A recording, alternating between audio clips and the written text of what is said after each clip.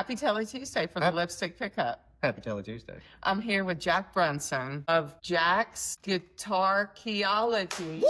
She got it. She got it, everybody. In Lebanon, Tennessee. Gone on location today. Yeah. You know, that's maybe the question I get asked like the most often is, how do you pronounce the name of the business? And like the reason it's called that is when I was working at Mario's, right? I was working at Mario Guitars, and I was like, this is great. I want to make more money, you know? And so I started like buying broken guitars and fixing them. And I said to my wife, I'm like, I'm thinking about calling it like Guitarcheology. And then one day I was like, I'm thinking about calling it Guitarcheology.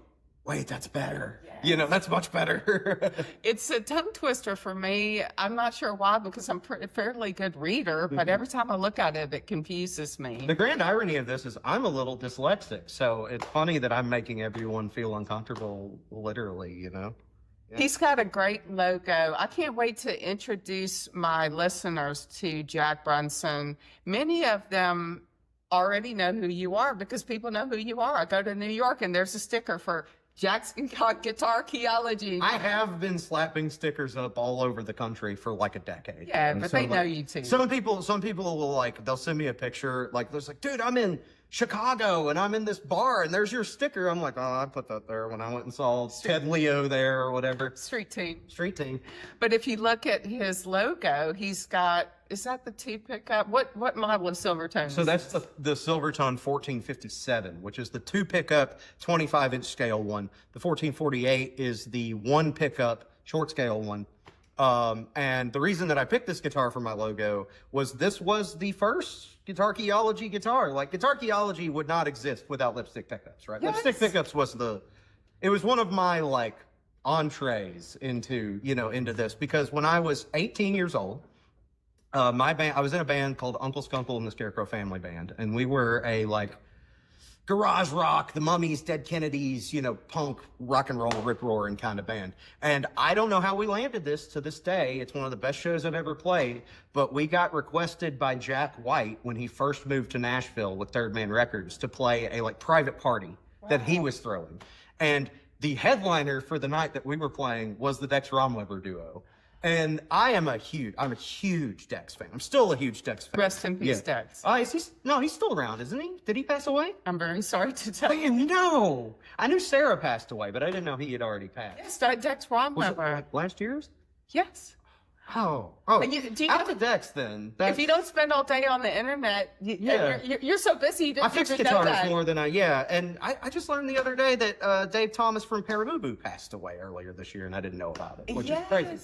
But yeah, R.I.P. Dex. He was, still is one of my favorite guitar players of all time. And that was his signature guitar. And when he played up on stage, the Dex Romweber duo played for 3.5 hours. They played forever. It seemed like 30 minutes. I could have sat there for 4 days and listened to him play the guitar. And what he had was a Silvertone 1448, and he had it run directly into that square diamond Silvertone amp.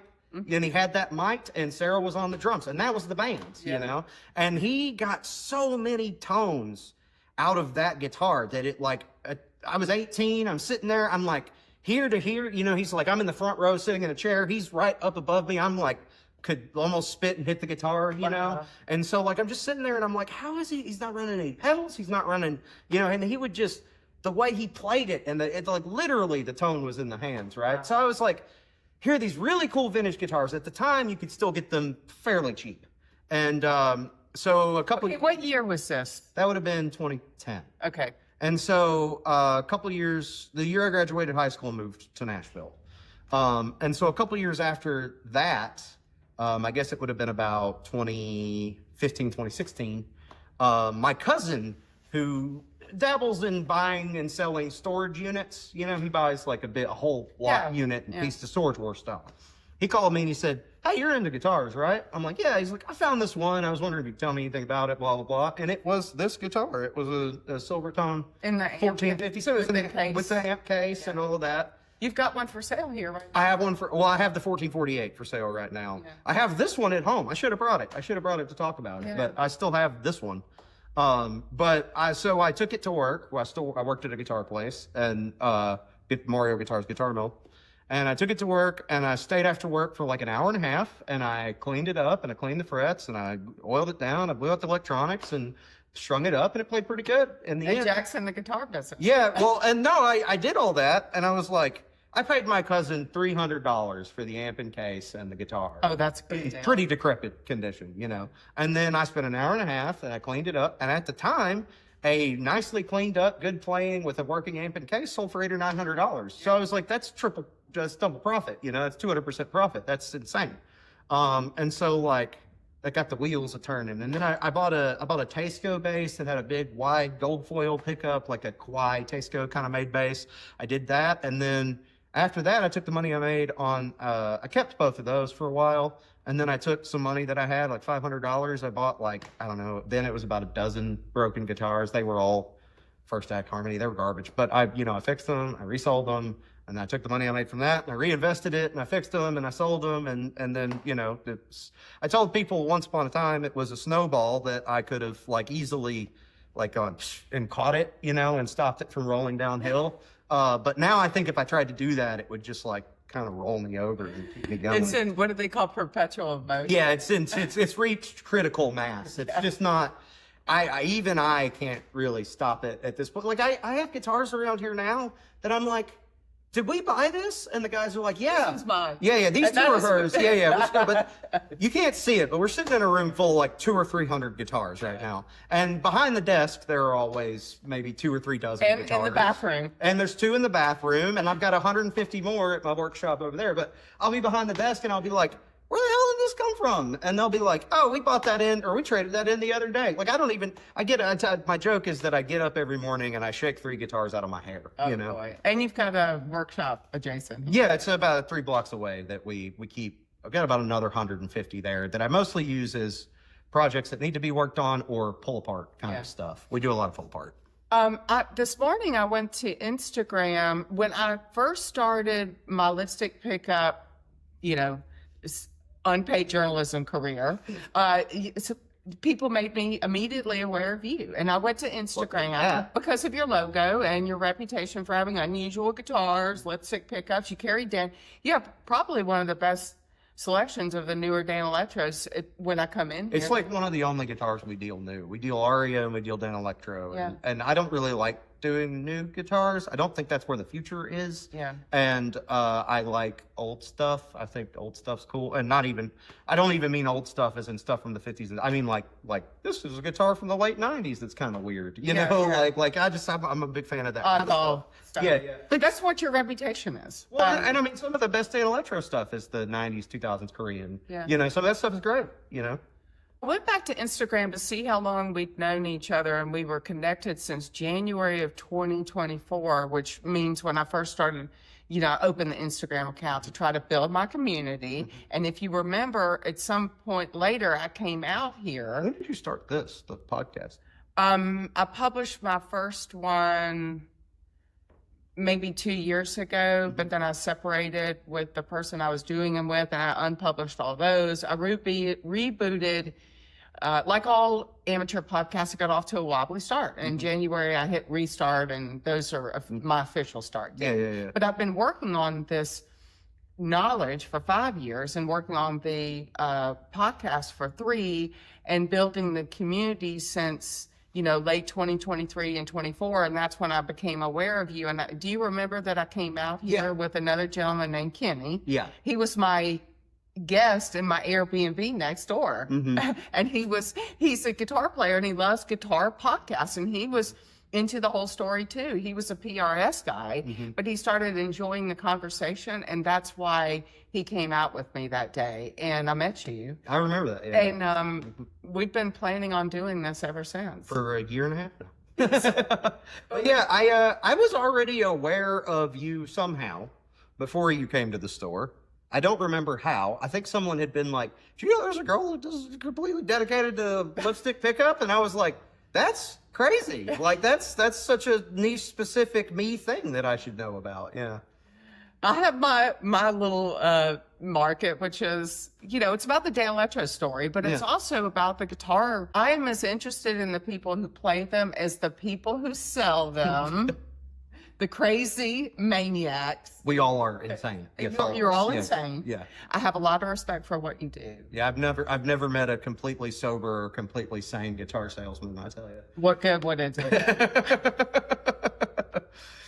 I love the business and I love the stories, and you have a lot of devoted fans around here, and not just in the Middle Tennessee area, but also on the internet. Yeah. That you bought and traded with and all this other stuff. People know who you are. Well, and what you're talking about makes sense too, because using Dan Electro as a case study, or like the lens at which you study the entire guitar market, is smart. Because there's a lot to be said about Dan Electro and the role that Dan Electro played. Yeah. And more widely, because my thing, Dan Electro is part of this for sure, but my thing is more Sears. I love Sears. Yeah. I think Sears is so cool. Like, I never thought in a million years, like when I was a little boy, like, I'm going to get really into Sears and Roebuck history, you know, or whatever. But it is undivorceable from It's a guitar time history. capsule. It is like Sears and Roebuck and guitars and American music are, to me, so unseparable. Because the reason that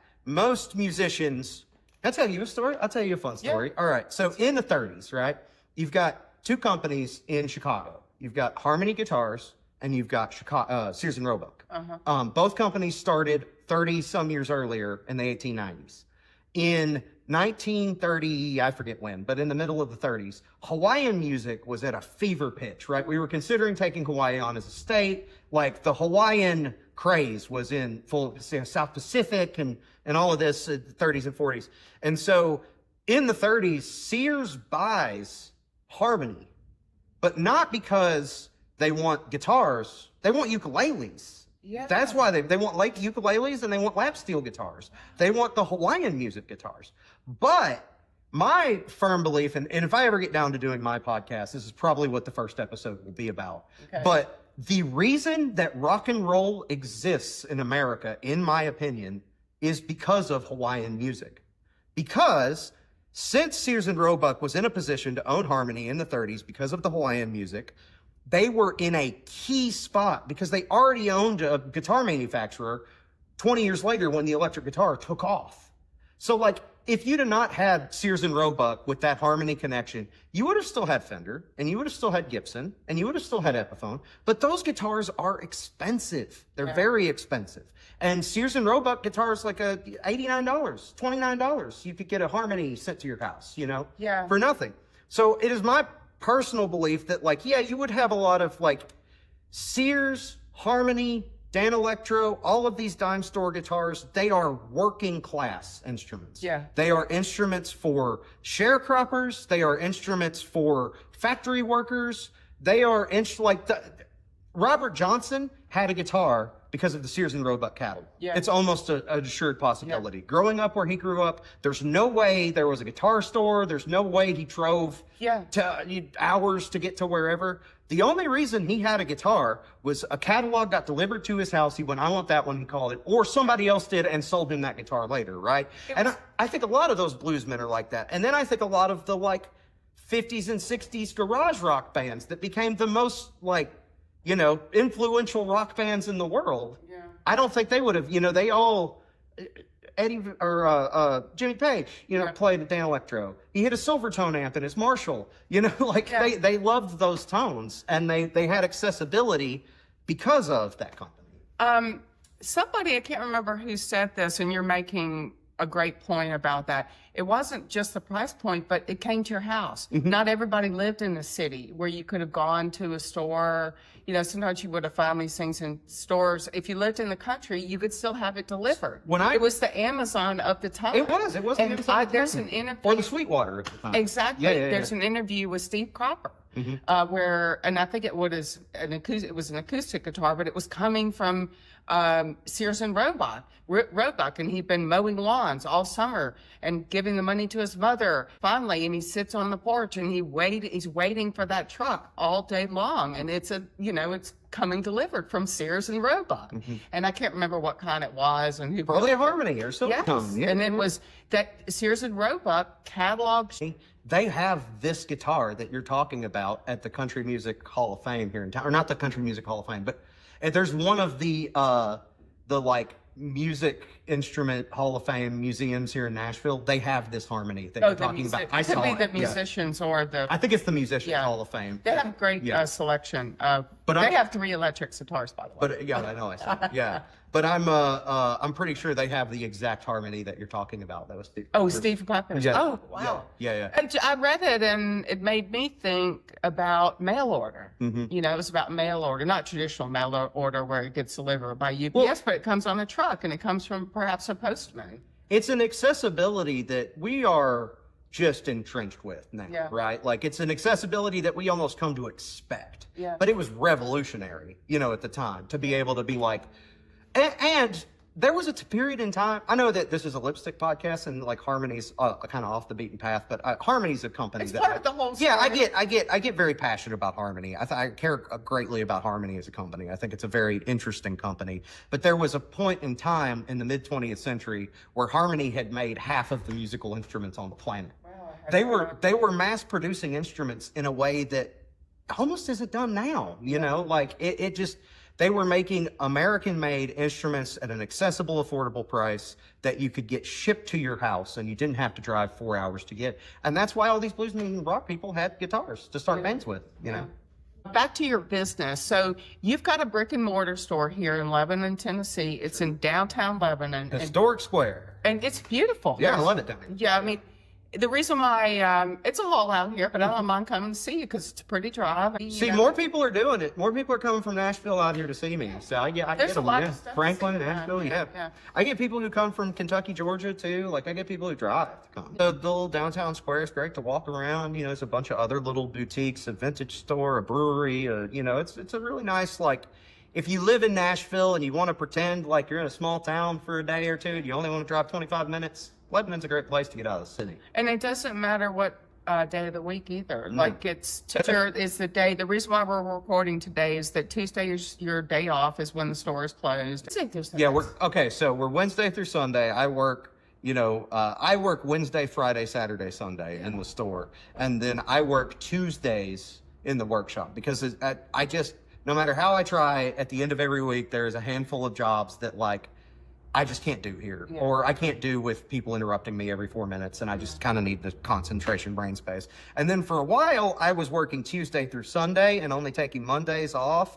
And what I found is like I could maintain that, but my house got really behind and dirty, and I never grocery shopped. And like it turns out you need like your Saturday chores day, Discipline. Because even if you're a guitar salesman, your laundry still has to get done and you still have to eat and, all of these kind of things that I forget to do a lot. And so 6 months to a year ago, I said, guys, Thursday, I did some numbers. Thursday was consistently our slowest day.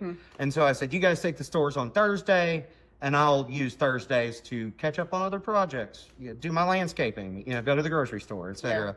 I work Tuesday, Wednesday, and then Friday through Saturday. The last time I came in here was a Saturday, and it was really busy in here. And you've got a very busy service department. I noticed people coming and going, big repairs, small repairs. Everything from the only thing we really don't do are refrets and resets, and the reason that is that the people who do that better than anyone in the world are my friends, and they live 25 minutes from here, and they charge me a really nice price to do that work for me. Okay. And so. The way that I put it to most people is we are a guitar primary care doctor. If 70 to 80% of your general bumps, and so my dad was a doctor, my mom was a nurse. Maybe I just think of life in these terms, but we are a guitar primary care doctor. If you need your pickups changed or your frets worked on or any of these kinds of things, if you need anything that makes your guitar play better and is not massive surgery, we can help you. Now, if you have guitar cancer, I know several guitar oncologists that I can recommend you to. They're fantastic. A specialist. Yeah, I have specialists. This is almost a pretty good place to plug this, but I don't know if you've ever talked to Dave Johnson at Scale Model Guitars. No. He's another one that you should link up with. Okay. He's great. He's a genius. He is not in the sales and marketing and stuff like that. That's not his forte. But when it comes to the tech, like the tips and tricks, the lutherie, he's one of those guys that I talk to, and every time I'm done, I'm like, I am a hack and a fraud. This guy is a wizard. I don't know, he's great. But Dave and I got together, and he hit me up a few years ago because he knows I was a web developer before I was a guitar builder. That's what I did. I built websites and did SEO and stuff like that.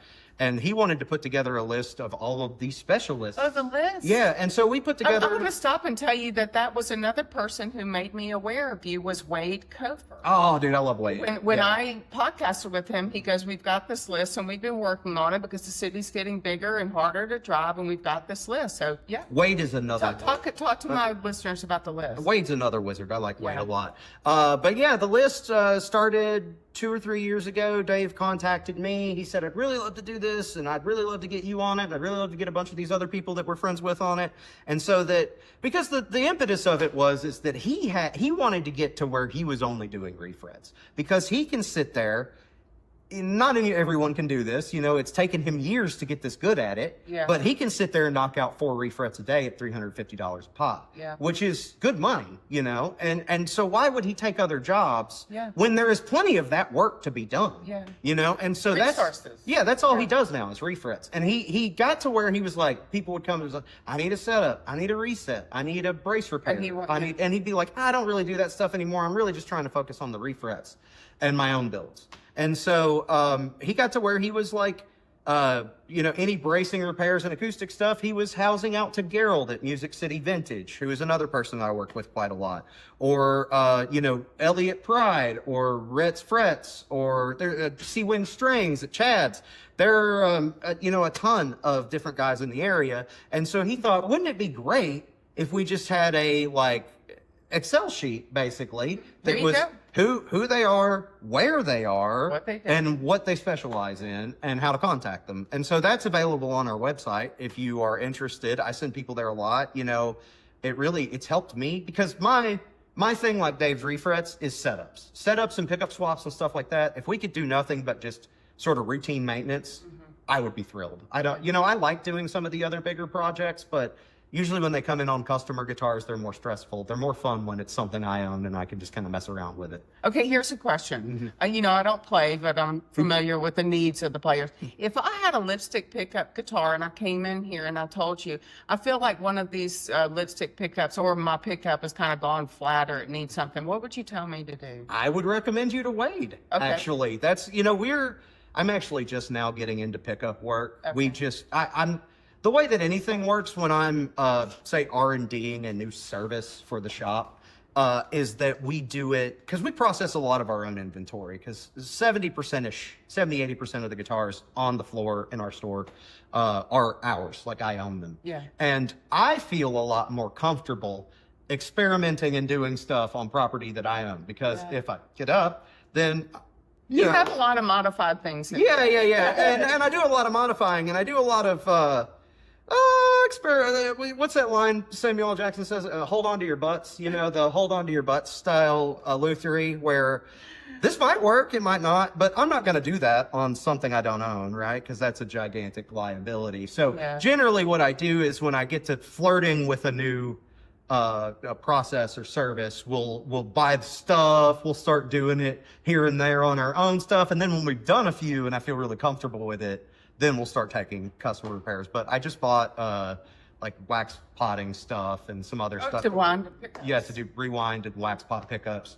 But it is something that I still feel like we need a little bit of, you know, time and R&D on. It is. And the problem with my store versus a lot of other of the guitar repair people in Nashville is that a lot of the other guys are only running repair shops. They're not maintaining a retail floor, which it is really hard to oversell how taxing that is. I've seen it. I've seen it, people. Like every time I've ever been in here, it's been chaotic. It's not so much because I'll have people's like, "Oh man, you must be a hack. You don't do refrets or whatever." And it's not really that I can't do them. It's that I can't do them with 14 people every 5 minutes asking me where the strings are, if they can use the bathroom, if whatever, you know. And there's something about that extra not to mention keeping all of the guitars on the floor playing and then keeping up with our repair line. It's just a lot of work. Your refurb shop. Yeah, and so it gets to be a lot of like, it's not that I don't have time and it's not that I can't do it. It's that I don't have brain space. You know, it's a project. There's this great resource for luthiers called the Luth Group. It's like $5 a month. I really recommend everyone join it. It's run by Ian Davlin. He's up north or out east somewhere, but it is a like The Luth group. the Luth group. Yeah. Yeah, it's a online resource for luthiers and guitar techs that stems back to like Frank Ford and Dan Erlewine. Like the those two are they're like the founding fathers of guitar teching and luthery, but not luthery, but modern guitar teching. You can pretty much root back to those two dudes. And so on Luth group they'll have all kinds of stuff, but one of the meetings they had was about duck jobs. You know, it was about like you know, and so we've really been trying to. When you say duct, you mean duct tape? No, duck jobs is I am ducking this job. Like Okay, duck jobs, No, like thank you. like something that hangs back there and I look at and go, I really need to do that. I'm going to go ahead and do this because, you know, just the jobs that like you can do them and they're not like, okay, for example, for me, Martin binding repairs are a massive duck job for me. I still take them. I still do them. I'm pretty good at them, but they are a massive tedious pain in the ass. Is this the stuff around the edge? Yeah. So like the little perfluorine binding on and Martin, if you're listening to this, I got a word. All right. But it's in the past few years, especially, but I will say going back anytime after 2000, right? Some way that Martin is producing their guitars or some way that they're treating their wood or whatever causes the binding to come off like 10, 15 years in, which binding should last 30, 50 years at least, you know? And so what you have to do is you have to get in there and sort of stretch it back out with a heat gun and glue it back into place. And it is very tedious, takes, you know, a couple of hours. And so I duck them, you know, I always put them off usually until Tuesdays when I've got really uninterrupted time. So we've put a lot of thought into redirecting our duck, like that's probably I know if I took a refret, it would be the jobbiest duck job, right? Like Martin's I'm going to do, you know, like it's a duck job. I'm going to put it off for a week and then we're going to get to a Tuesday when I'm finally caught up. Hey, when somebody comes in with one of those guitars, you explain to them, this is one of my duck jobs. So you need to. No. But my one, no, because I just tell them it's going to take 2 to 3 weeks, you know? Yeah. But still one of my favorite little party tricks, one of my little bits that I do is if somebody comes in with a Martin case, I go, you need your binding repaired. And like 80% of the time I'm right. And it blows their mind, you know? I also give astrological predictions. Yeah.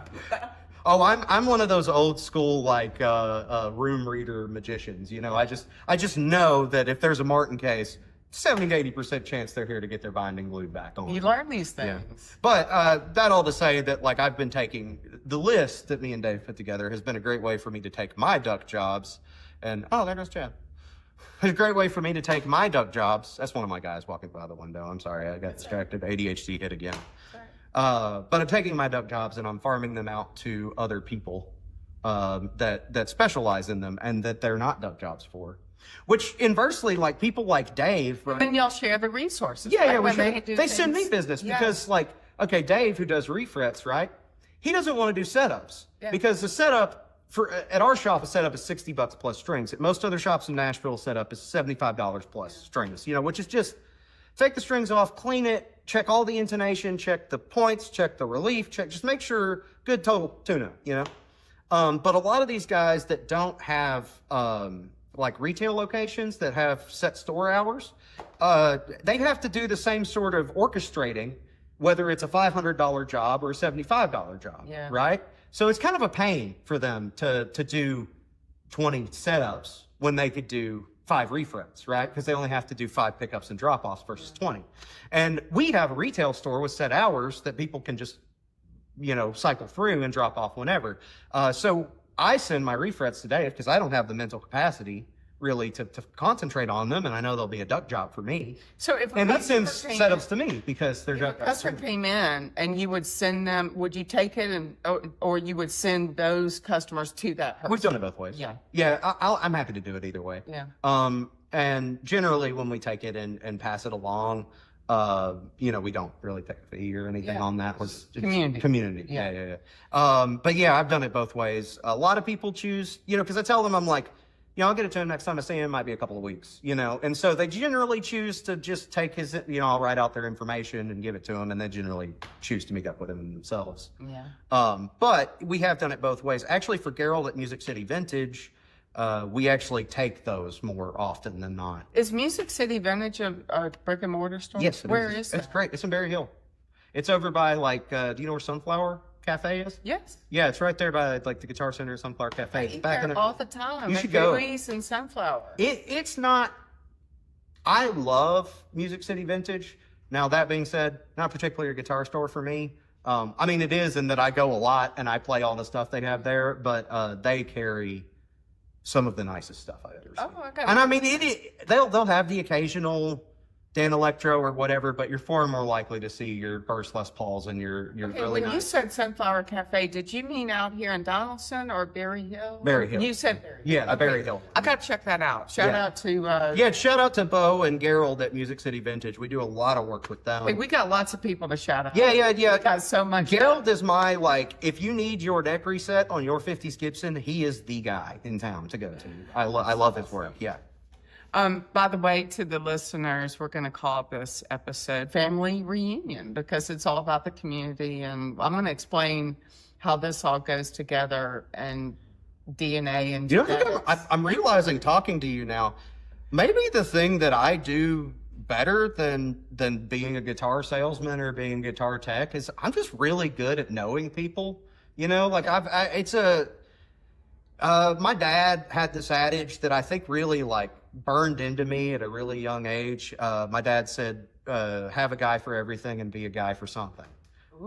Which is good. yeah, which is something that like I think I took to heart, and I became the guitar guy. And Yeah. since I became a guitar guy, I have a lot of guys for like, you need a contractor guy. I got that. You need a guy who works on radios in Antarctica. I got that. I don't know. It's just weird, like it's weird how life works out It's that called way. resourcefulness. Yeah. But Yeah.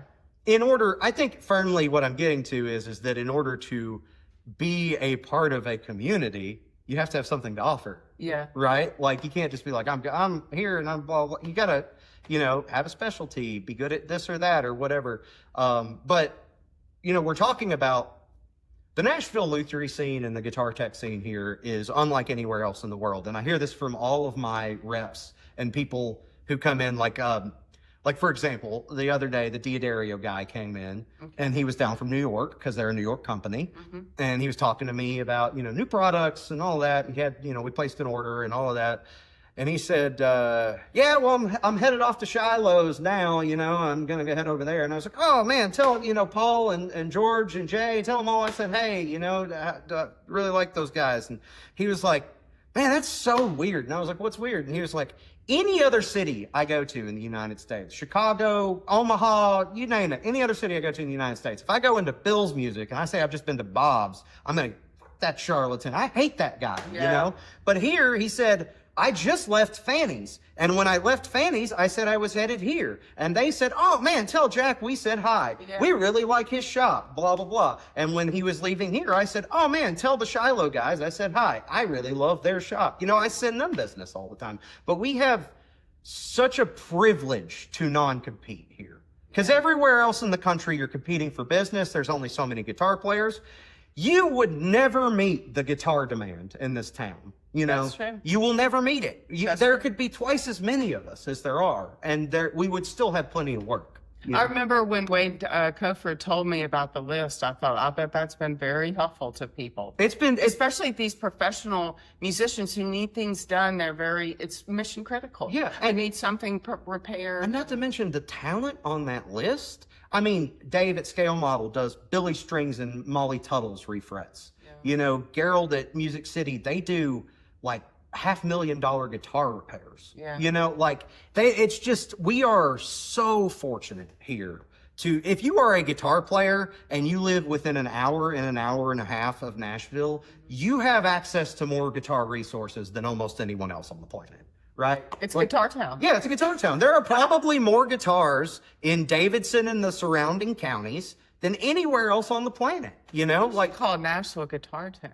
Yeah, Guitar Town, so Music Town. It is more Guitar Town. And But people call it Guitar Town. it is. It's becoming the guitar, like they just did a Guitar Town exhibit at the First a year or two ago. Yep. And one of Dave's guitars was in that. So, it's like, I think that it has evolved here a little bit too, like, because Gibson's here now. and Novo is here now. And, there's all these companies that are located in Nashville. There's musicians moving here more every day, and it's not just people in country music seeking fame and fortune.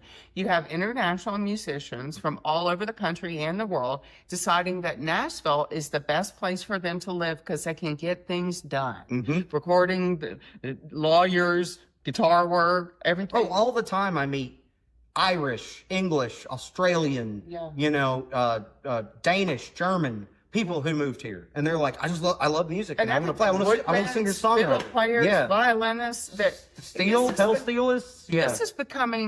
This is Los Angeles. Yeah, it is. It's Los Angeles. A lot of people are leaving Los Angeles and coming here. Tons of them, and they're coming to Wilson County too, in a way, because I love Wilson County. Let me just give a shout out to Wilson County. If you're going to live in Greater Nashville, I love Wilson County.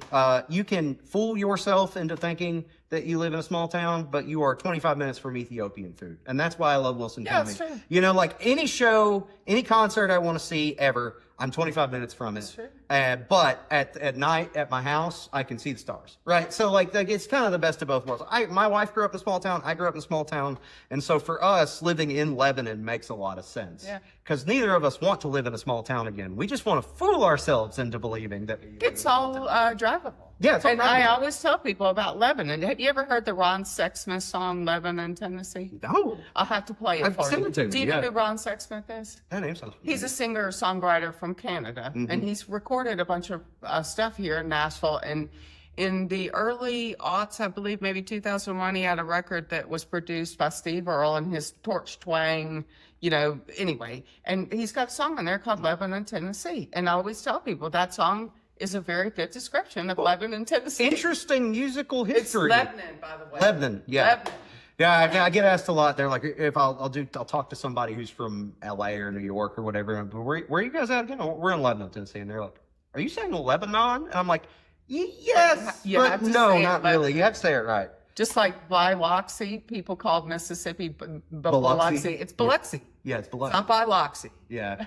Or I grew up in Kentucky. It's Louisville. Yeah, exactly. Okay, let me ask you one thing about one more about your store, the brick and mortar store. What year did you open this? Because you were already in the business. Yeah. So, quick overview timeline. I went to college at MTSU from 2010 to 2014, and I got a music business and social media marketing degree. And like I said, I came out of that.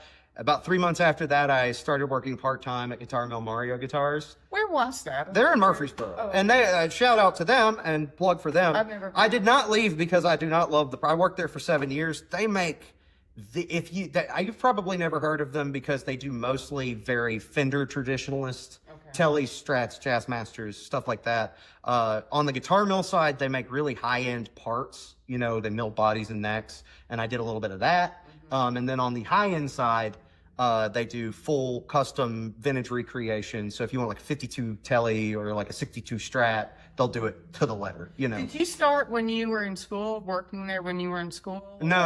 I got the job through, I applied and got the job after. Okay. But I started working on guitars when I was in high school. Okay. Like I was taking setups when I was in, I would do like, oh, you need your strings changed, $25, I'll do it, and whatever. So I was doing that even in high school. But then I graduated, went and worked at Mario's for 7 years, and it was about the middle of that in 2016 that I bought the guitar, started on the side, opened the Reverb store. I think Reverb had only been around for a year or two. What year did that start? I think Reverb started 2014, 2015. Oh, it's relatively new. And then they just hit their 10. Yeah. And then I was already on Reverb in 2014, 2015 for Guitar Mill. And so I was already really familiar with the platform, and I knew how it worked, and I probably knew it better than like some of the people that worked there, I really knew how to kind of game the system on that. It was a new way to do it. Yeah, it was a new way, and I was lucky enough to be on the ground floor there. And I think that's one of the things that starting when I did was a really lucky time to start. I've had a lot of luck along, everybody gets a lot of luck, but the harder you work, the luckier you get. I feel like my whole life is just That's why I bought you a green guitar. is a collection of adages from my like late father, but he would say that success happens when luck meets preparation. That's true. And so, like, I've been very lucky though. And For your ship to come in, you got to go stand down at the dock. yeah, you do. The Lord helps those who help themselves, you know, like sort of deal. But I was right there, you know, at the ground floor when Reverb started. And the other thing that was really, and this one's a little more nebulous, but I started a lot of my business on Shop Goodwill. Are you familiar with Shop Goodwill? Yes. So I used to. Now Shop Goodwill, it's basically eBay. It's very easy to use. Everybody's on it. You know, it's very easy. Back then, it was almost like hard to use because it was clunky. It ran on HTML. Like it was hard to use unless you were, in my case, a web developer and understood this stuff a little bit. And so there wasn't a whole lot of competition on Shop Goodwill for the first few years that I was using it. And you were trawling it for inexpensive, broken Sears guitars, you know, Paiscos, anything. You know, later I got into doing the rubber bridges and the souped up Stellas, and so I was looking for those there. And then, you know, we got into tactics where, and this is basically anywhere internet tactics, but we get lucky a lot where, you know, somebody would post brown guitar and I would know that that brown guitar was a late 70s Aria that was worth $800, you know, or something like that. But yeah, those two things in particular made my start pretty easy. There's also a third thing that's like almost borderline political, but I got in before the minimum mandatory reporting for PayPal and Venmo. So for the first 2 to 3 years of the business, you know, I reported my taxes best I could, but I wasn't, like, it was a little looser back then. And I didn't understand what I was doing, and I didn't understand the taxes. So I had a little more leeway before that mandatory minimum reporting thing came in. And basically since then, like, you have to be very stringent, you know, about your tax reporting. I mean, you'll get audited, you know. Yeah. But there were a lot of things that all sort of convalesced right there in that 2015 to 2016 window that made it perfect for me to start this. And so I just did it out of my like spare bedroom. And then me and my wife moved to Lebanon. And I bought a house that had a detached garage.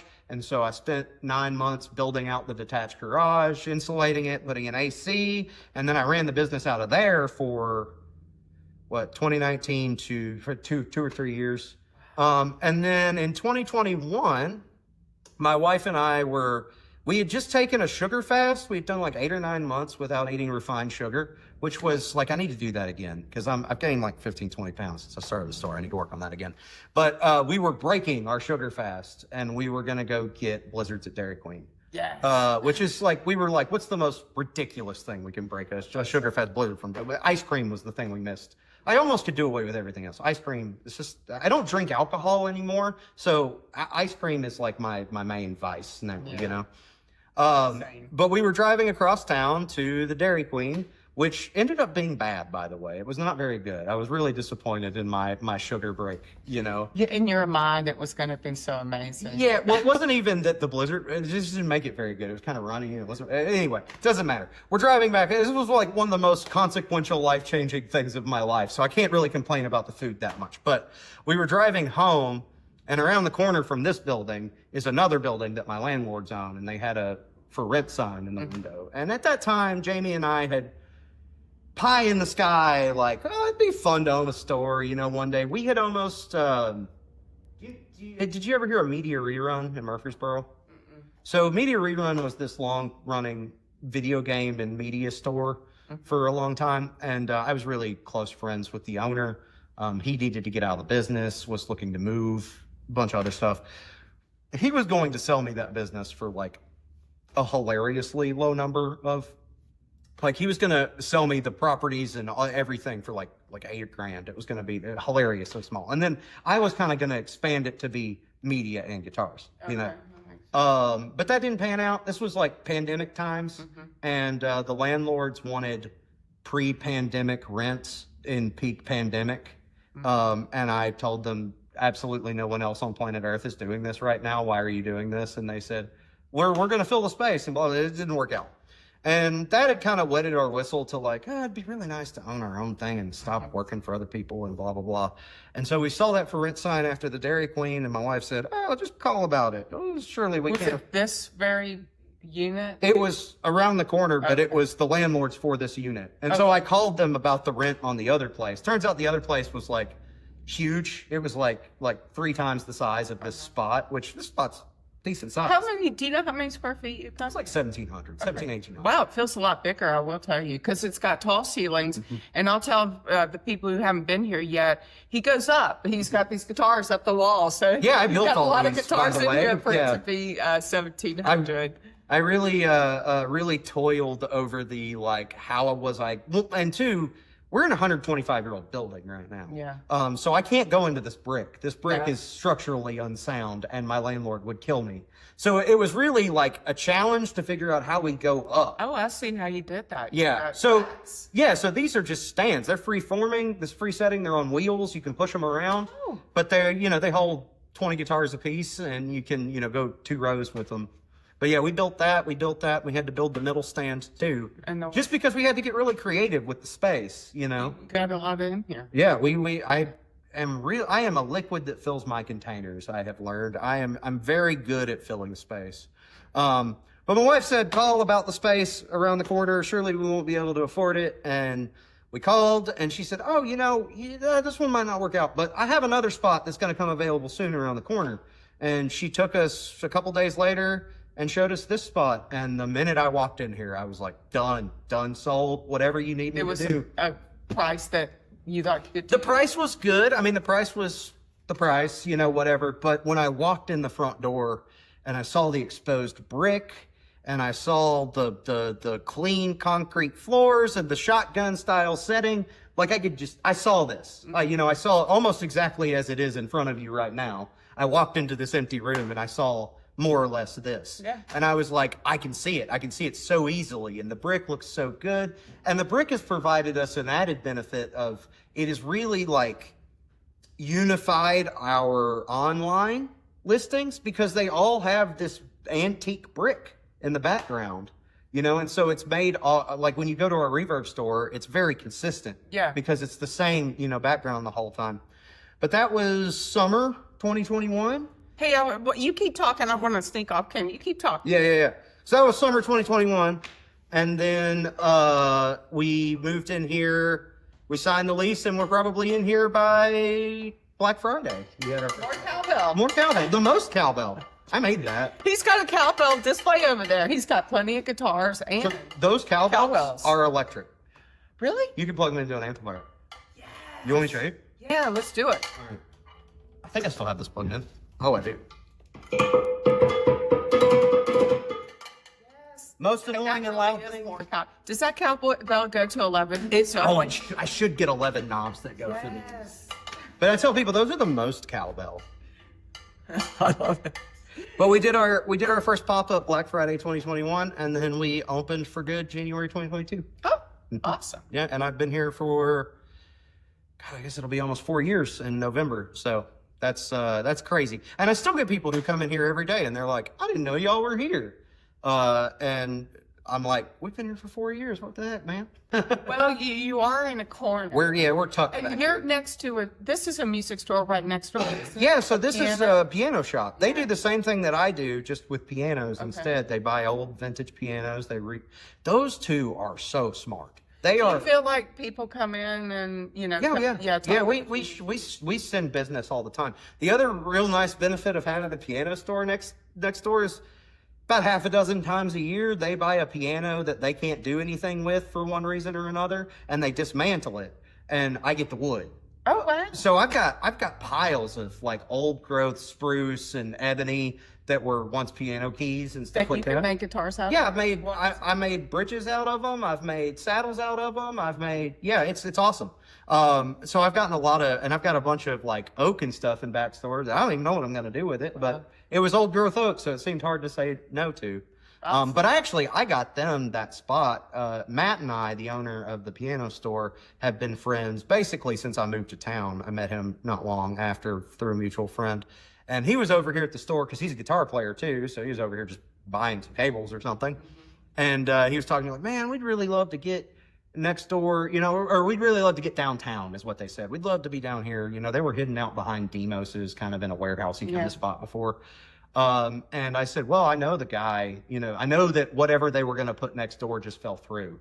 So if you want me to put you in touch with him, I can. Awesome. And then it panned out. There you go. Great, yeah. Jack always has got the resources. I got that, like, you may also like algorithm going, Yeah. But yeah, he's another one, like, of the local community. He sends me business all the time. I send him business all the time. We've got toppers across town. They sell, like, kind of new stuff, student stuff, like band instrument stuff. I send them business all the time. They send me business all the time. They don't really do repairs, so they love when people come in and they're like, oh, we can't do that, but you should take it to Jack. Yeah. And so it's a really, like, great community here in Lebanon. It's a really great community in Nashville. And now I think we got to talk about the really great community in the whole country, right? This was the perfect entree because the reason why I came out here today and we finally shook the dust off this idea of me doing a recording with you, we've been waiting to hook up, but we have a really good reason. This whole story is small world, big world stuff. It has a lot to do with you being in the community nationwide. The people know who you are. And that's kind of how I ended up here today to talk about these two instruments, which are mine. All of these guitars. I still think it's funny that you, a person who lives in Nashville, and me, a person who lives 30 minutes away from you in Lebanon, needed a guy in New York City and a guy in Des Moines, Iowa to link us up. Yeah. That's really funny. Like, that's a funny, and I guess, like, maybe to take this story all the way back to the beginning, when I was in college, into early, working at Guitar Mill and stuff like that, I was in this band. We were a pop punk band. We were called Parasite Diet. And which we still have, like, one of my favorite bands I've ever been. It's pure sugary pop punk fun. It is, I really loved that band. It is still out there. You can go listen to it. But Parasite Diet is one of my bands that was kind of on the brink of maybe doing some decent touring and making some decent money. We were talking about going out opening for Less Than Jake, and then my drummer went kind of gonzo and decided he wanted to spend more time with his family, which was totally understandable. And anyway, the band faded out. But while we were still going, we were on this record label out of South Carolina called Eccentric Pop Records. Mm-hmm. And who else was on this label but a band called the Blendors? And so we went on a tour, and I want to say it was about 2013. And we went to Des Moines on that tour, and our label guy was like, oh, one of the other label bands is in Des Moines, so we'll hook you up with those guys. And so we did I think it was just a 2-band bill, but it was Blendors and Parasite Diet at this, like, little downtown bar in Des Moines.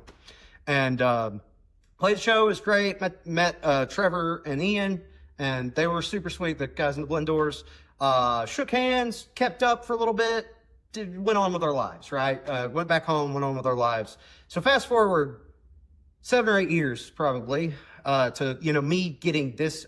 Maybe I already had the store started. I don't remember, but I was starting to gain steam on Instagram as a, guitar seller and all that. And a guy, Nepco Guitars, started following me. And I was like, oh, he's doing, like, Dan Electro style stuff. This is so cool. And so I followed him back, and then I sent him a message that was just something along the lines of, man, really cool stuff you're doing. I really love the vibe, the classic shapes with the Dan Electro styling is so cool. And he was like, yeah, man, thank you so much. I really did what you're doing. We kind of patted each other on the back for a little bit.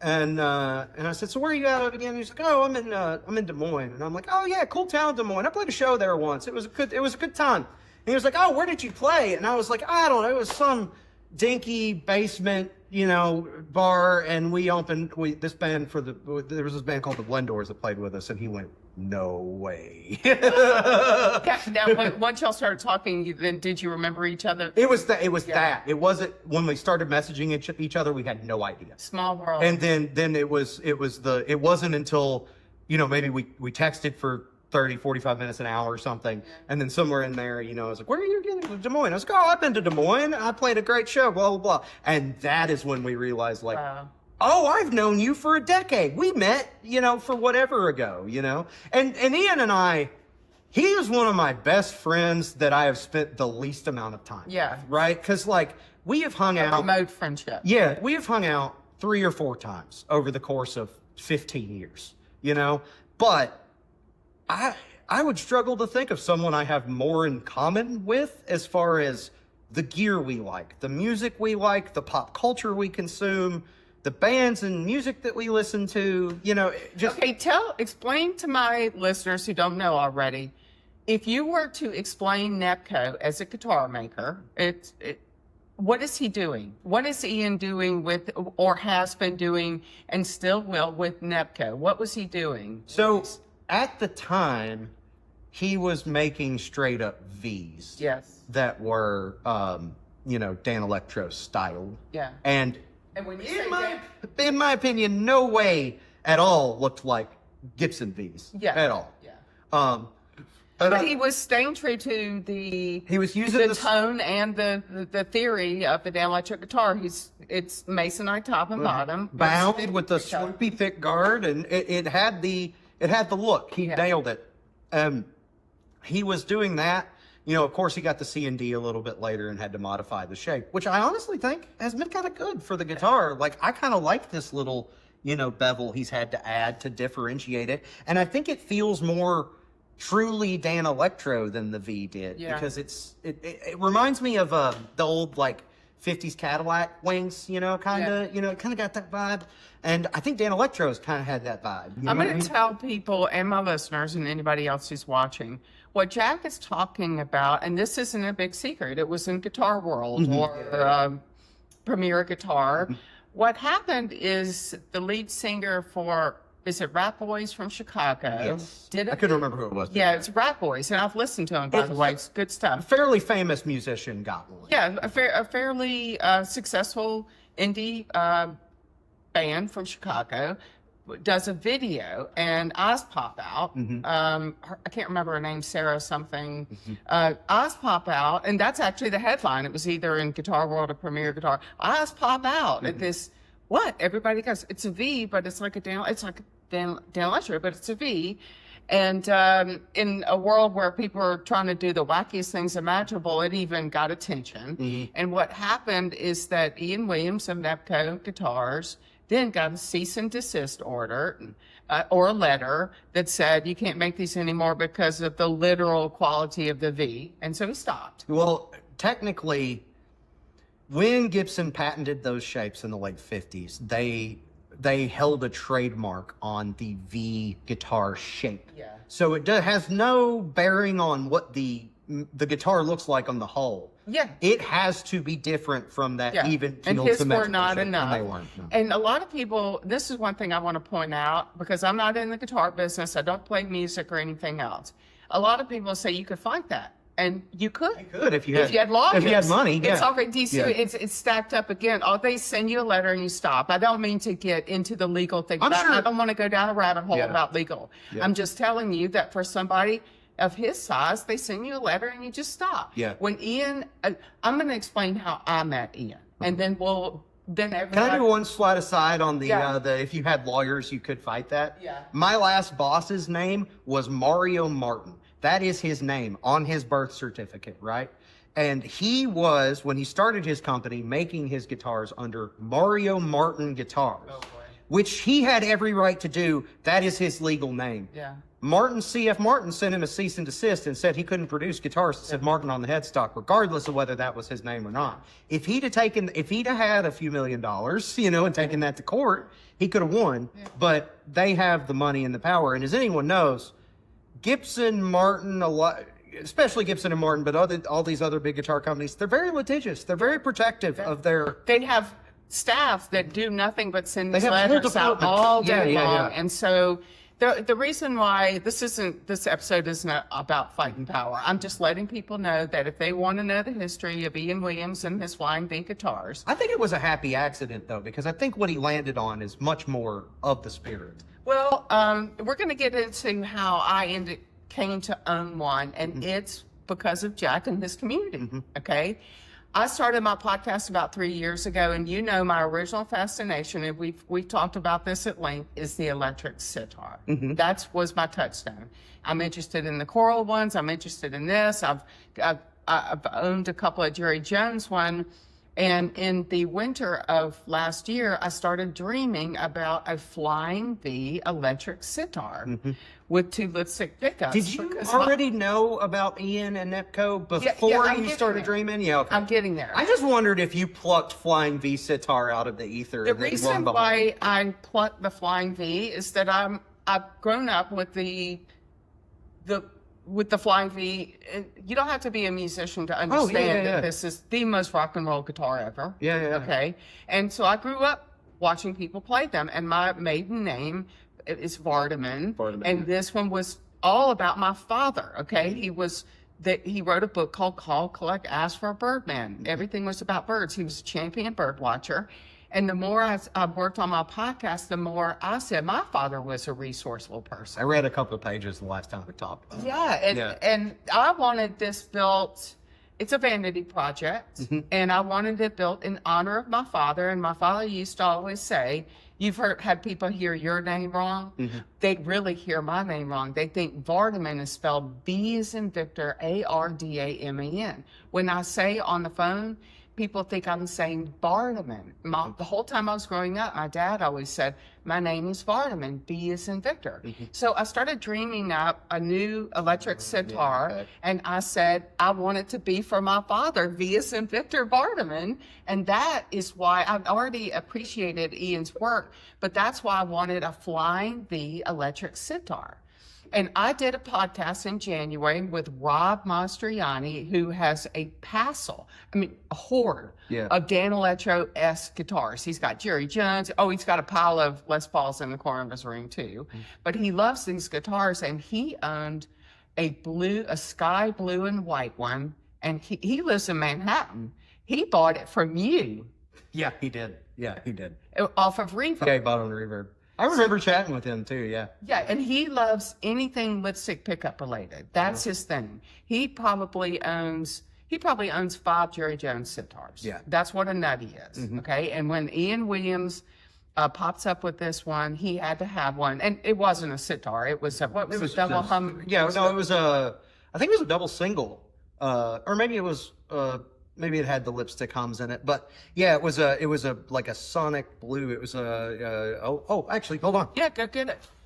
Rob, not to belabor the point about electric sitars too much, Rob has a bunch of Dan Electric guitars. He's got Jerry Jones 12 strings. He's got these. Like that color. Yeah. It's pretty close. It's beautiful. I think the one that I sold him was like a little bit lighter, like a little more sonic blue than this, but it was really close to this sky blue. Yeah, kind of sky blue color, which is one of my favorite colors for guitars. And in January, Rob and I recorded a podcast, and he did a demo of it for me. And I'm literally dreaming out loud about having a Flying V electric sitar, and guess who I heard? Because he's in New York. I met him in New York. Rob and I have been friends for 4 years. The reason why he owned one of Ian's guitars is that you sold one to him on Reverb. And then Ian, or one of the gents at Built Guitars, heard that I was looking for a Flying V sitar, and I heard from Ian, and he said, we need a flow chart. A Venn diagram. The Pepe Sylvia string board. Yeah. And he says, I've still got these old, he's got a pile of masonite that he's already cut up, and he knows that if he builds another one, he's going to have to augment the design. And I believe that he sent some of the drawings to Gibson, or somebody at Gibson, to go make sure I'm not you guys cool with this? And what he did is he offset the 2 little bevels. Yeah.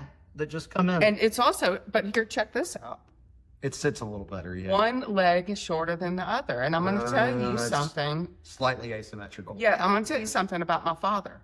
My father suffered from polio. He contracted it after World War II. And for the rest of his life, he had an atrophy that prevented him from running. And one leg was shorter than the other. Yeah. And I didn't even really know that Ian was going to be making that amendment. So Ian and I have been working on this plan. We had Rio Grande pickups of Houston, who have been They're great. Yeah, they're fantastic. Great. Yeah, they custom wound these pickups, and Ian built this for me, and it's got my Vardaman in the font. Too. In the font. In the font. Oh, I'm going to get the book. Yeah. This is a free So you're telling me all of this, and what I'm pulling from this, right, is that, dang, my dad would be proud, right? Because my dad was like, be a guy for everyone, or be a guy for something and have a guy for everything and be a guy for something, right?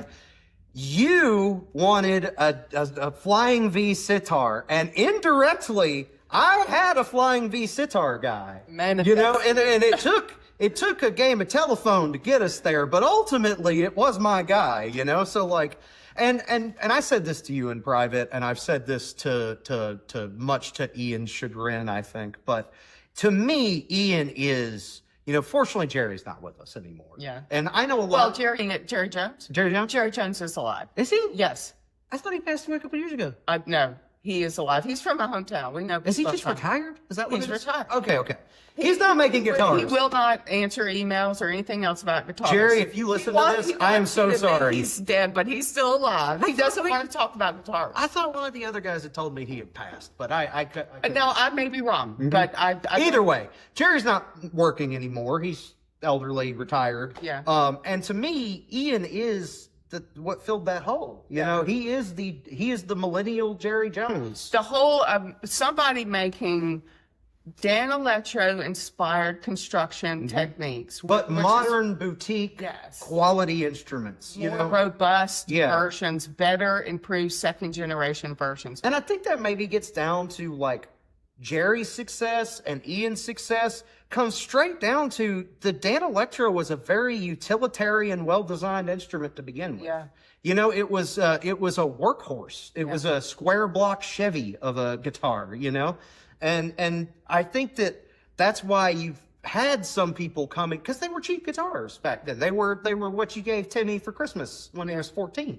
But I think the reason that people like Jerry and people like Ian keep coming back to doing high-end, you know, $2,000 models of this design is it's a good design. Yeah. It's a very good design. By the way, this one is a Jerry Jones, and I own this one. I brought them because they match. They match. Ian and I worked on this through the winter, and when I say I worked on it, he would ask me a question and I'd answer. Yeah, what color do you want? Yeah. I want it to be green, my dad's favorite color. He was a timberman. He was a forester, and that's why he was a bird watcher. He loved the woods, and that's why we wanted it to be And green. jade green, traditional. Look, it's the same. Yeah. It works together, and it's also evergreen. Wait, do I still have it? Hold on, I gotta look. I had the exact one too, the Dan Electro jade green. Yeah. I mean, Ian couldn't have nailed this color better. Like, it is dead nuts, the color. Yeah, and it's Jerry Jones, Straight modern Dan Dan Electro. Yeah. This is a brand new, like, off-the-line Dan Electro. Yeah. And, I mean, that color is dead on. That's insane. But, yeah, Ian is one of the most talented luthiers I have ever met, especially... I mean, he's talented at everything. He's probably one of the world's preeminent experts on how to get that vinyl to stick to the side of that guitar. He's still working on perfecting that. He always is. And him and I have talked. I bet me and him have spent 3 hours discussing different methods for which you could get this to keep, you know, adhered. But the other thing that I think a lot of people don't know about Ian, he's in 3 bands. He's incredible, I think. Like, he's in I know at least the Blendors. He plays with Trevor quite a lot still. Yeah. And he's got a solo ska project that's really good. And they're all really good. Yeah. Like, the Blendors were my favorite other band on that one. And then the other thing, I feel like Ian, if you're blushing at home, this is for you, buddy. But if you ever follow, he has another account that he does, which is all of his work. Because he works at Built, too. I'm sure you know. Yes. I went there. Oh, yeah. I to get the guitar. Yeah, I would love to. But he does a lot of the wiring for Built. And if you know anything about Built guitars, it is some of the most complicated wiring in the game. Built-in effects, built-in preamps, built-in, you know, fuzz pedals that are housed in the offset tremolo. And I mean, it's just crazy stuff. He explained it too. And when he posts them up, he posts the back of and they're so clean. They look just, like works of art. I don't know. I have a lot of respect for Ian. I respect him a lot as a person. Like, I just like him a lot. We get along really well. But he is a remarkably talented individual, both as a musician and as a luthier. I loved working with him because, and he knows this, he's very precise. Oh, yes. He's very precise. You and I talked about the thing. I am not. I'm kind of a sloppy person. Not. Ian is precise. Yes. And during the months, he had to do it in his spare time when he's not working at Build and all this other stuff. And every time he got to an interval where he had a question, he would send me a precise question. It's very precise. And I could not believe I had the opportunity for him to build this guitar for me. Yeah, I've been kind of hassling him because, so the C&D happened. I was selling Nepcos I'd sold, half a dozen to a dozen of them probably. And I was selling them pretty consistently, but I only got a 8-month window between signing Ian on as a dealer and then him getting the C&D. Oh. And after he got the C&D, he had to completely shut down and retool, Yeah. And so, I haven't really gotten started back up with him again, and I've been sort of being like, hey, buddy. Okay, let's talk about this. When are you going to build me another guitar to sell in the store? I told Ian when I brought this, I had the distinct pleasure of driving to Des Moines, Iowa to get this thing. Was so precious cargo to me that I drove all the way there. That you did 8 hours of Kansas just to get there? Yeah, I know. Yeah. No, I wanted to go to Chicago and everything else, and I wanted to meet him too, but it was also sorry. No, I went to Chicago and then I went to Des Moines. Okay, yeah. I did a road trip. Yeah. And it was a good one. In the middle of the summer, on the last weekend of July, and the cornfields were green, and it was a beautiful drive. And I fell in love with Des Moines. It's a very nice city, and Ian, and I met so many nice people there. But one reason why I drove is it's precious cargo. Oh, yeah. And I told him I was looking forward to the trip. And when I first got back, I told you, I'm bringing it out there. You got to tell him, because you know him. Well, yeah. You're the only person that I knew in Nashville who knew Ian. So I brought it out here for you to tell me what you thought about it. And another singing Ian's praises, but I feel like you told me about this thing, and 3 weeks later you were at that gear show with it. Yes. Like I don't know if maybe that's just my perception of it, but I feel like he had this thing. Like, I know he probably toiled over it a while, but when he started building it, it was done in no time. Yeah. Like, I remember that. But yeah, I really can't speak highly enough of Ian's work, and I really can't speak highly enough of him as a person. It's been a really interesting the way our relationship has moved and weaved into each other's lives, and it's just funny. I have other people like that too, that, I met them for one reason years ago, and now we work together under completely different circumstances because we both went into this industry. Nick at Rose Electric Audio, for example, he's another one who we take a lot of contracts for. He does most of our amp repair and stuff like that. But I went to college with him. He lived 4 blocks around the corner from me in college. And so now he's my, number one amp tech that I send everyone to. It's just, life is funny. Nashville, Des Moines, New York, Lebanon, Tennessee. And then I've wondered how many times in my life, because before I did, the last couple of years I've been more inactive, but I was a very active musician the first, bit of my adult life. And so I would have these conversations a lot where I'd be at a show in Nashville and there'd be a touring band from Detroit, and we'd be like, oh, whoa, you guys know the Handsome Scoundrels from Lansing. They're great. And we're talking about my friend Nick that lives up in Lansing and all of this. And then I wonder how many times, there's been 2 people sitting at a show in Des Moines or Omaha or San Diego or Buffalo or wherever, and they're like, oh, Jack down in Tennessee, we played with them, whatever. And I wish I had a video game stats, that I could see, see how many times that's 7 degrees. 6 degrees of 7. It's 6 degrees of Kevin Bacon. Yeah. You're supposed to be able to get anywhere at 6 degrees. A game board. Yeah. But anyway, so you figured prominently in I call this a manifestation. Mm-hmm. And I want to point out that this is the hardback of my dad's book, but all of the font work Ian did, and Rio Grande pickups, engraved the pickups. You can see there's my family name, Vardaman, and here, Spirit of 79, which is the year my dad broke the birding record. But Ian, and I can't remember whose idea it was, but I think it might have been Ian. Mm-hmm. We used the font on the book for Nepco and for Vardaman, and I love it. It's very 1979. I love the way he did this as a laser burnt overlay too. That's really It's neat. Got real dimension. Yeah. Do you see how it's... Mm-hmm. Yeah, because this is all one separate wafer piece, and then gorgeous. He had that put in. I mean, and again, most people would do this, and it would be chipped, and I'm just in awe of Ian a lot. Everyone I've showed this to has really admired the headstock. Yeah, This looks like a coral, by the way. It does, yeah. That's very headstock. close.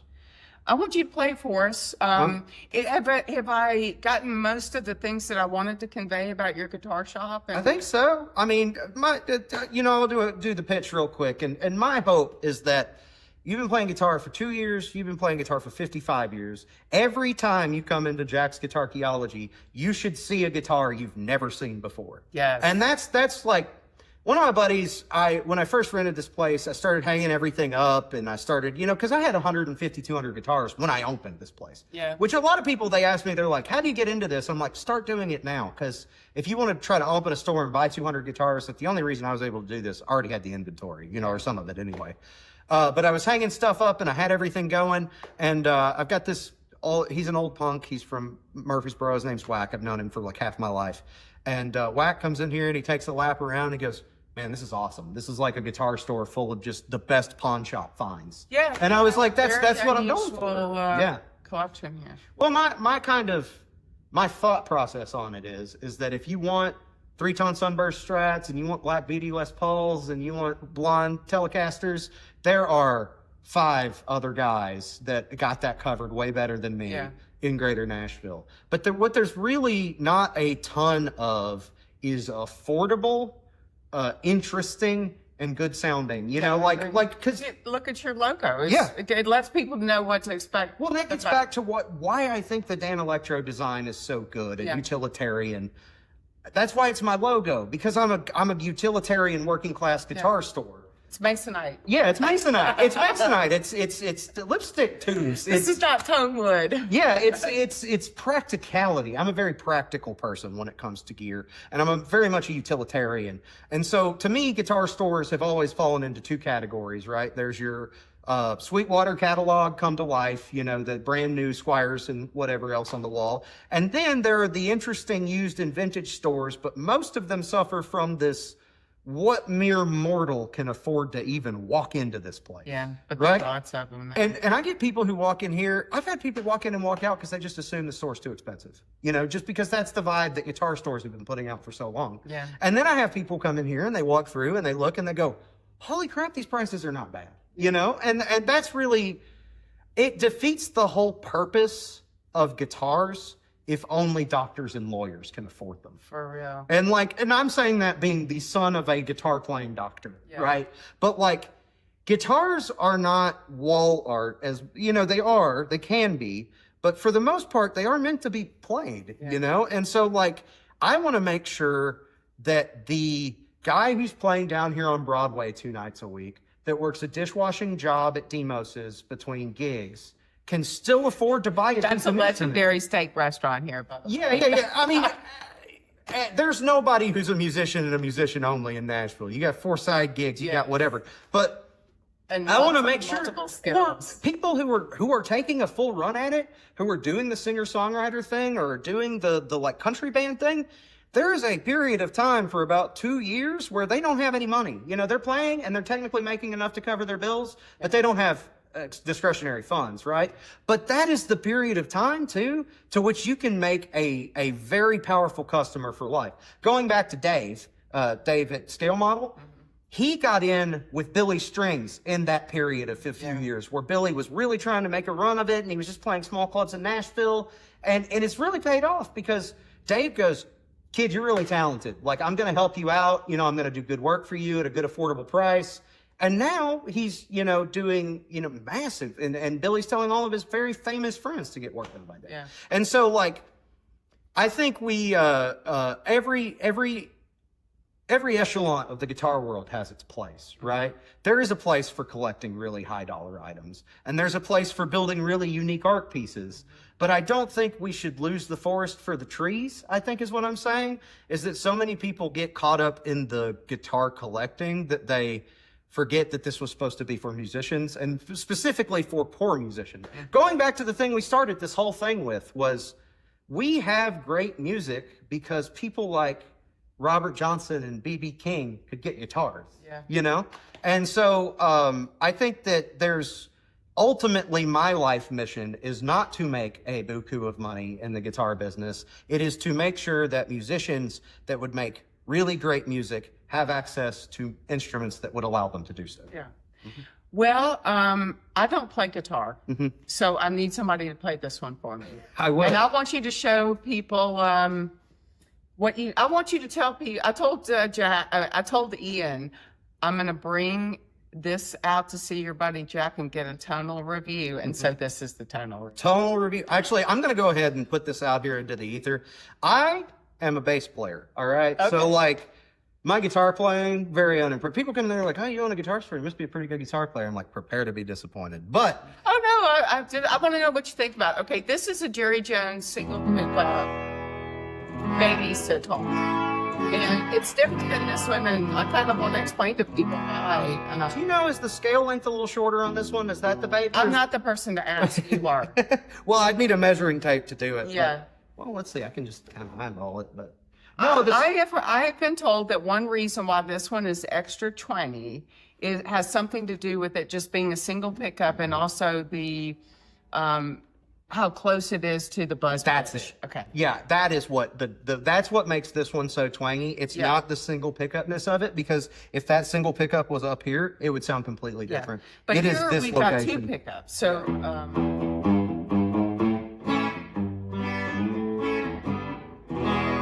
This one, to me, this one would be great.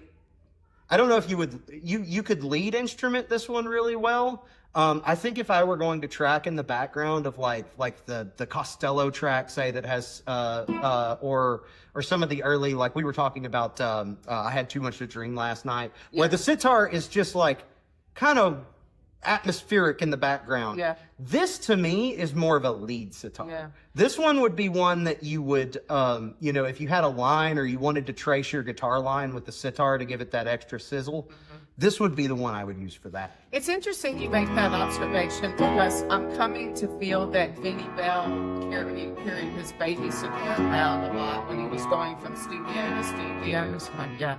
Yeah, I think this one would be great.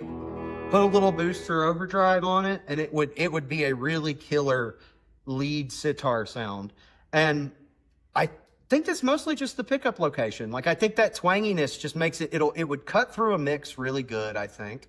And it's really great for that. But I think that the Nepco is going to be more versatile. Yeah. And like I told you earlier, And this one's solid, by the way. You know, this is solid. yeah. The original baby sitar is solid. Sounds really good though. This one has a really nice, the sustain on it is really good. And that might be the solid body, but we'll see. We'll AV it here real quick. What is AB?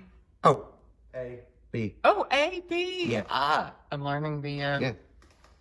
alphabet. So in guitars, oftentimes when you're A-Bing something, you're plugged into what's literally called an A-B box, which is where you put 2 inputs that are labeled A and B and 1 out, and you can hit the button. I'm learning so much Yeah. from Jack. Hey, I want to point out that I bought this strap from Jack.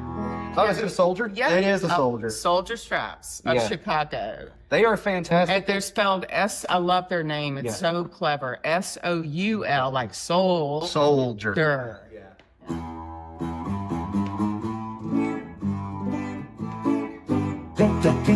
Yeah, I see. That one's not quite as twangy too, because that's the bridge position. Those are different windings. Rio Grande pickup, those have different windings. Yeah, they have to be Yeah. in phase. What do you know what the winding is on that pickup, or what? I have no Yeah, idea. if I were to guess, if I were to go get my meter out and open these up and check, I would bet this one is hotter. Okay. Just because this positioning is almost exactly the same, and the distance from the strings is almost exactly the same, but pretty considerable volume difference when you play them separately. Let's see, let's try this. Yeah. But yeah, you just don't get quite as much volume out of that, so I bet that's a slightly hotter pickup, which would lean to, oh, and that's great. I love it. Like if you were gonna do that, Very dimensional. yeah, it's the if you were gonna do the I Had Too Much to Dream last night, or that like atmospheric background, where the sitar really started, that's it. This is the background, like warm. And then this one, That's almost thin sounding, you know? But like on purpose. When he talks about, we mentioned Green last night, and what song are you talking about? Is that an electric? That's an Electric Bruce song. Yeah. Yeah. And to me, when you say the electric sitar, I think that's maybe the song that like out of my brain. Yeah. It opens with the electric sitar kind of warbling, and then it just warbles in the background the whole time through. And then also another iconic one that people know from the Nuggets is the Lemon Pipers, Greek tambourine. Oh yeah. Yeah, that's also an electric sitar. Another reason why I thought this was funny to have a Greek tambourine.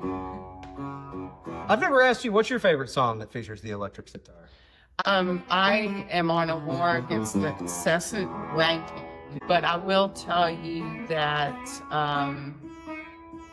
if there was any song that would really show the range of the legendary session men who used this, would be Dusty Springfield, Dusty in Memphis. If you go listen to the song In the Land of Make Believe, it has a beautiful, exquisite lead by Reggie Young on electric sitar. So that's going to be my number one. That's the number one that I want people to go listen to. I will go listen to it today. I've heard that song before. In the Land of Make Believe, give it a fresh listen. And you will hear the exquisite fretwork of Reggie Young, and he's playing a choral. Dusty's underrated as it is. She's fantastic. I was just messing around with this, and this is another like bragging on Ian from a lutherie perspective kind of way. These are so hard to set up right. Like to get them to where they sound good and they're not completely choking out the overtone and that they resonate is kind of hard because you're literally like you're stopping the movement of the string, you know, with putting a back plate there basically. But Ian has got this so dialed in that when you hit the 12th fret harmonic on this thing, it sizzles. It has the sitar sizzle. Listen. You hear it? Yeah. I mean, that's just like, that's crazy to me. That's such a, for the non-guitar players out there, like, when you're hitting a harmonic, that is the least amount that your string will travel, right? Like, because when you hit a string, I hit this A string, right? If on a standard electric guitar, if I were to hit that A string, it would resound at 440 hertz, which is a pretty big, wide range of motion, right? Okay. But when you're hitting up here, you're hitting, you know, your string's not moving hardly at all. It's a much higher note. It's much tighter, much closer. And so that he's got that so dialed in that it is still spanking the backboard and making the sitar buzz is impressive. Yeah. Like, it's just so impressive. You guys, that's nuts to me. And to get this kind of sustain out of it.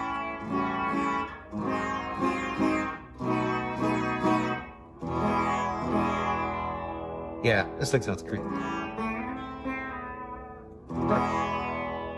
We didn't do the center position. Let's check that.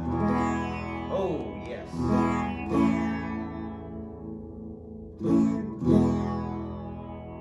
Yeah, you could even bury it more with the tone.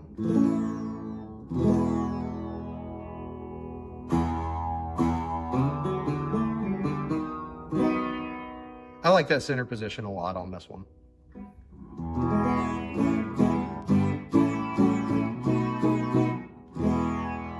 Yeah, this thing's awesome. This is definitely more versatile than the Jerry. But that Again, great. Yeah. This episode is called Family Reunion. This is Mother and Child Reunion. And Mother and child. That's it. Yeah. But you know, I wanted to explain the difference too, because I'm getting people interested in these songs with sitar, and if somebody wants to buy one, they've got a couple of choices. Right? You know, they've got a few choices. They've got this one or that one, or the new Dan Lesher, or the old Dan Lesher, and I'm just trying to let people know what's out there. From a playability perspective and a total perspective, these two guitars are 6 of one, half dozen of the other. Yeah. You know, like Ian is getting so remarkably close, or, you know, in the same ballpark as the Jerry Jones quality, that like playing them back to back, you know, they're both amazing. They're just both amazing guitars, or sitars rather. Yeah. But yeah, it's a guitar with a buzz bridge. It's a guitar with a buzz bridge. And for anybody just now figuring this out, and why it was even easy for me to design electric sitars, that early on in my work, I became aware that if you want a sitar sound, this is the most important thing, the buzz bridge. You can have one or two pickups, big picture, this is what causes this. Well, and that's because you've got this area where it's smacking. Yeah. And the buzz you hear is just bang, bang, bang, bang, bang. You know, it's smacking against it when it rings. It's resonating just like a real guitar does. It has a bridge that makes it sound like that. Man, yeah. I gonna have to fight the urge to want one of these Nepco sitars now. Well, you need to talk to your friend Ian. I know. Hey, Ian. Well, first he needs to make me one to sell in the store, and then we can talk about me building a personal one. Okay, I think we covered it, and we learned all about you. Well, I've already knew about you, but now all my listeners know. I feel like I've known you for 20 years now. Oh, yeah. We're old friends now. I can't thank you enough for helping me break this one in and giving me a thoughts and review. Yeah, this is so cool. Yeah, I go buy a Nepco. This has been one long Nepco commercial. Yes. He doesn't pay me. He, I don't want him to. This is all unpaid. Unpaid. In fact, He's not sponsoring it. I bought this guitar. I'm just legitimately passionate about this. I love the work he's doing. Williams did not give me this guitar. I bought this guitar. There's a handful of luthiers like Ian too, in all over the country. I really urge people to go seek them out. I feel like so many people get hung up on, it's not a Fender, it's not a Gibson, it's not a Dan Electro, it's not blah blah blah. Try some of these guys out, man. Some of the stuff that we get through here for local luthiers are insane. Or some of the guys we work with all over the country. It's just truly unique. Like, you're not gonna find another one of these, right? Where are you gonna get another Sitar Flying V? And I think that maybe the future of the guitar world, I'm hopeful that it's gonna be a little less big box and a little more situations like Ian. But yeah, I really urge everyone out there to kind of get familiar, get on the ground, go hunt out all these little small luthiers and find people that are building. And come to Jack's. Yeah, come see me. Or if you want me to tell you what small luthiers to go follow, come see me at my store, and I will tell you everyone I think's making cool stuff right now. Yes. Well, in summary, thank you very much. We did Signing podcast. off from the Lipstick Pickup Podcast with my buddy Jack. Spell the last name for me. And Emily Bartleman Walters of the Lipstick Pickup. Thank you very much. We're going to say bye now. Come see me. If you hear excellent tone and the sound of birds chirping, it means you've made it through an entire episode of the Lipstick Pickup Podcast. You're as free as a bird now, but I hope you'll join me again soon. Comments or questions? I can be reached at emily@thelipstickpickup.com.